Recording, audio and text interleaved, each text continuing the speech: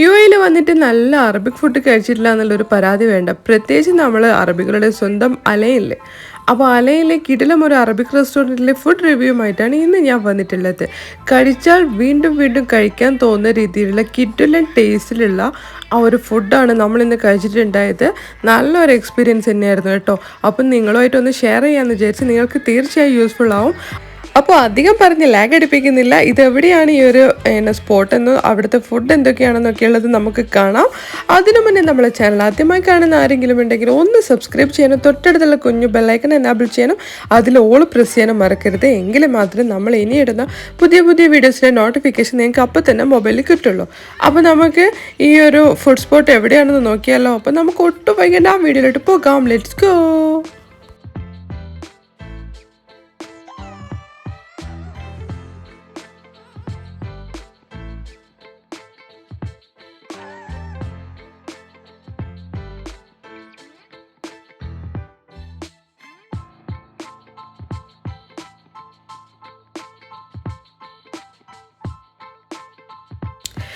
അപ്പോൾ ഗൈസ്, നമ്മളിപ്പോൾ ഉള്ളത് അലയിലുള്ള ഹില്ലി സനയ്യ എന്ന് പറയുന്ന സ്ഥലത്താണ്. ഈ ഒരു പ്ലേസിലാണ് ഈ ഒരു കിടിലം റെസ്റ്റോറൻറ്റ് ലൊക്കേറ്റ് ചെയ്തിട്ടുള്ളത്. Dar Al Sham pastries and grills എന്നാണ് ഈ ഒരു റെസ്റ്റോറൻറ്റിൻ്റെ പേര്. പേരിലെ പോലെ തന്നെ അടിപൊളി തന്നെയായിരുന്നു കേട്ടോ. അതിൻ്റെ അകത്തുള്ള വ്യൂസും നല്ലൊരു ആംബിയൻസ് തന്നെയായിരുന്നു. അവിടുത്തെ ആ ഒരു സെറ്റിങ്ങും കാര്യങ്ങളൊക്കെ കാണുമ്പോൾ പല തവണ ഞാൻ ഇതിലേ കൂടി പാസ് ചെയ്ത് പോകുന്ന സമയത്ത് ഞാനൊരു ഈ ഒരു റെസ്റ്റോറൻറ്റ് നോക്കി നിന്നിട്ടുണ്ടായിരുന്നു. കാരണം ഞാൻ കരുതിയത് ഇവിടെ അറബിക് കസ്റ്റമേഴ്സാണ് കൂടുതലും, അപ്പോൾ നമ്മളെപ്പോലത്തെ സാധാരണക്കാർക്ക് കഴിക്കാൻ പറ്റില്ല എന്നായിരുന്നു. പക്ഷെങ്കിൽ അതായത് ഞാൻ ഉദ്ദേശിച്ചത് ഇവിടെ ഭയങ്കര എക്സ്പെൻസീവ് ആയിട്ടുള്ള ഫുഡായിരിക്കും, നല്ല റേറ്റും കാര്യങ്ങളൊക്കെ ആയിരിക്കും എന്നാണ്. പക്ഷെങ്കിൽ അതൊന്നുമല്ല, നമ്മളെപ്പോലുള്ള സാധാരണക്കാർക്കും കഴിക്കാൻ പറ്റിയ രീതിയിലുള്ള ഫുഡ് തന്നെയാണ് കേട്ടോ ഇവിടെ. അധികം റേറ്റോ കാര്യങ്ങളോ ഒന്നും തന്നെ ഇല്ല. അതുപോലെ തന്നെ നമ്മൾ കൊടുക്കുന്ന ആ ഒരു റേറ്റിനനുസരിച്ചുള്ള ടേസ്റ്റും ആ ഫുഡിന് ഉണ്ടായിരുന്നു കേട്ടോ. പിന്നെ കുട്ടികളൊക്കെ ആയി വന്നു കഴിഞ്ഞാൽ അവർക്ക് നല്ല രീതിയിൽ എൻജോയ് ചെയ്യാൻ വേണ്ടി പറ്റും. അത്രയും നല്ല രീതിയിലുള്ള സെറ്റപ്പായിരുന്നു. അതുപോലെ നീറ്റ് ആൻഡ് ക്ലീൻ ആയിട്ടുള്ള റെസ്റ്റോറൻറ്റ് തന്നെയാണ്. എന്തായാലും അലയിലുള്ളവർ, പ്രത്യേകിച്ച് യുഎഇയിലുള്ളവർ അലയിലൊക്കെ വിസിറ്റ് ചെയ്യുകയാണെങ്കിൽ നിങ്ങൾ ഈ ഒരു റെസ്റ്റോറൻറ്റിൽ പോയിട്ട് ഫുഡ് കഴിക്കാം. എന്തായാലും നിങ്ങൾക്ക് നഷ്ടമാവില്ല.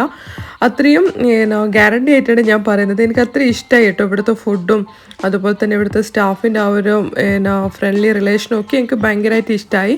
അപ്പം നമ്മൾ ഫസ്റ്റ് ഇവിടെ കിച്ചണിലൊക്കെ വന്നിട്ടുണ്ടായിരുന്നു. അപ്പോൾ കിച്ചണിൽ വന്ന സമയത്ത് ഇവിടെ ഷവർമയുടെ ഭയങ്കര തിരക്കായിരുന്നു. ഇവിടെ ഡൈനിങ് ഉണ്ട്, പക്ഷേങ്കിൽ അതിനേക്കാളും കൂടുതൽ ഇവിടുന്ന് ഡെലിവറിയാണ് പോകുന്നത്. കിച്ചൺ നല്ല നീറ്റായിരുന്നു. അതുപോലെ സ്റ്റാഫ്സ് എല്ലാവരും ഭയങ്കര ബിസി ആയിരുന്നു. കാരണം വീക്കെൻഡ് ആയതുകൊണ്ട് തന്നെ, വീക്കെൻഡ് എന്നല്ല അല്ലാത്ത ദിവസങ്ങളിൽ ഇവിടെ ഭയങ്കര തിരക്ക് തന്നെയാണ് ഞാൻ കാണാറ്.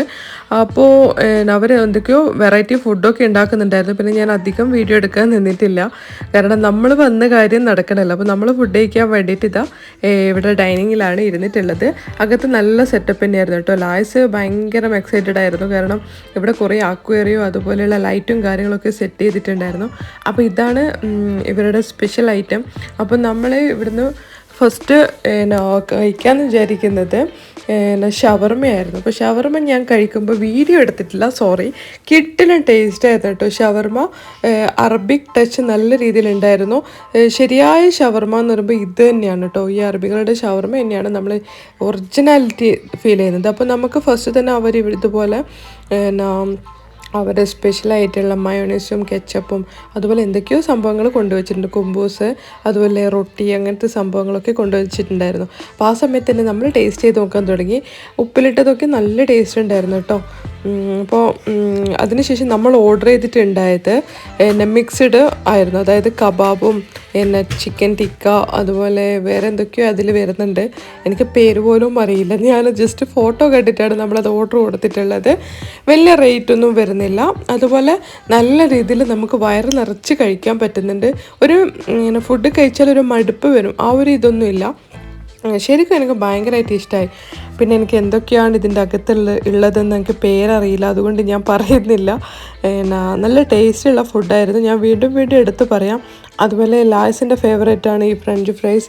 അപ്പോൾ അതവൻ കഴിക്കാൻ തുടങ്ങിയിട്ടുണ്ടായിരുന്നു.